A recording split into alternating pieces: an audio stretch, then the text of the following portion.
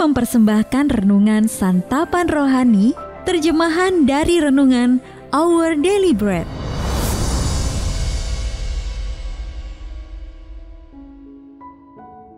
Untuk menerima notifikasi video baru kami, silakan tekan tombol subscribe dan tanda lonceng di bawah ini.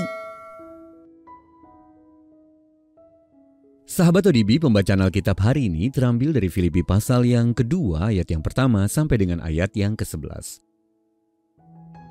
Filipi pasal yang kedua ayat yang pertama sampai dengan ayat yang ke-11.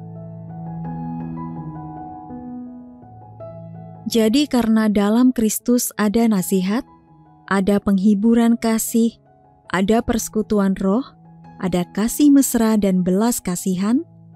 Karena itu sempurnakanlah sukacitaku dengan ini. Hendaklah kamu sehati sepikir dalam satu kasih, satu jiwa, satu tujuan, dengan tidak mencari kepentingan sendiri atau puji-pujian yang sia-sia. Sebaliknya, hendaklah dengan rendah hati yang seorang menganggap yang lain lebih utama daripada dirinya sendiri. Dan janganlah tiap-tiap orang hanya memperhatikan kepentingannya sendiri, tetapi kepentingan orang lain juga. Hendaklah kamu dalam hidupmu bersama menaruh pikiran dan perasaan yang terdapat juga dalam Kristus Yesus, yang walaupun dalam rupa Allah tidak menganggap kesetaraan dengan Allah itu sebagai milik yang harus dipertahankan, melainkan telah mengosongkan dirinya sendiri dan mengambil rupa seorang hamba dan menjadi sama dengan manusia. Dan dalam keadaan sebagai manusia, ia telah merendahkan dirinya dan taat sampai mati, bahkan sampai mati di kayu salib. Itulah sebabnya Allah sangat meninggikan dia dan mengaruniakan kepadanya nama di atas segala nama, supaya dalam nama Yesus bertekuk lutut segala yang ada di langit dan yang ada di atas bumi dan yang ada di bawah bumi, dan segala lidah mengaku Yesus Kristus adalah Tuhan, bagi kemuliaan Allah Bapa. Ayat mas renungan hari ini terambil dari Filipi pasal yang kedua ayat yang kelima. Hendaklah kamu dalam hidupmu bersama menaruh pikiran dan perasaan yang terdapat juga dalam Kristus Yesus. Renungan hari ini berjudul Kepedulian dalam Kristus, ditulis oleh Arthur Jackson. Sahabat ODB, Nyonya Charlene, ibunda teman saya Dwayne, yang berusia 94 tahun dengan tinggi sekitar 150 cm dan berat badan kurang dari 45 kg, beliau masih berusaha untuk semampunya merawat seorang putra yang tidak dapat mengurus diri sendiri karena terhalang oleh kondisi kesehatannya. Biasanya beliau tinggal di lantai atas di rumah mereka yang bertingkat 2.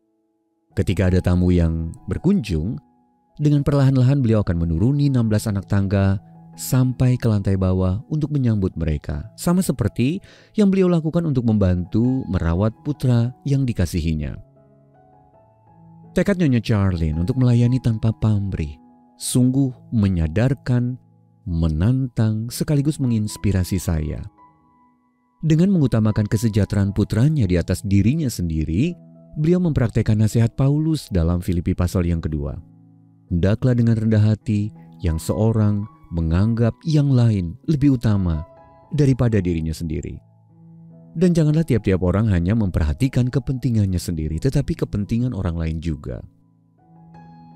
Merawat seseorang yang bergumul dengan masalah kesehatan atau kebutuhan tertentu bisa jadi membutuhkan biaya dan pengorbanan yang tidak sedikit.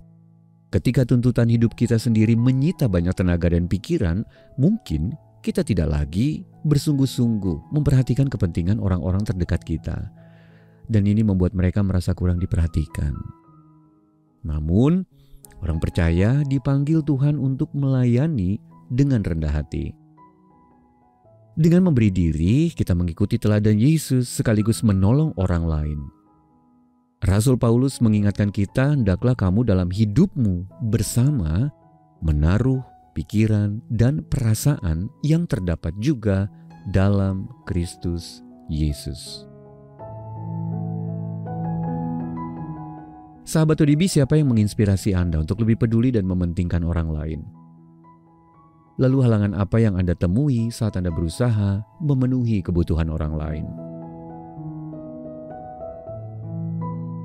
Mari kita berdoa. Tuhan Yesus, tolonglah aku untuk lebih bersungguh-sungguh dalam melayani orang lain demi kebaikan mereka. Dalam nama Tuhan Yesus kami berdoa. Amin.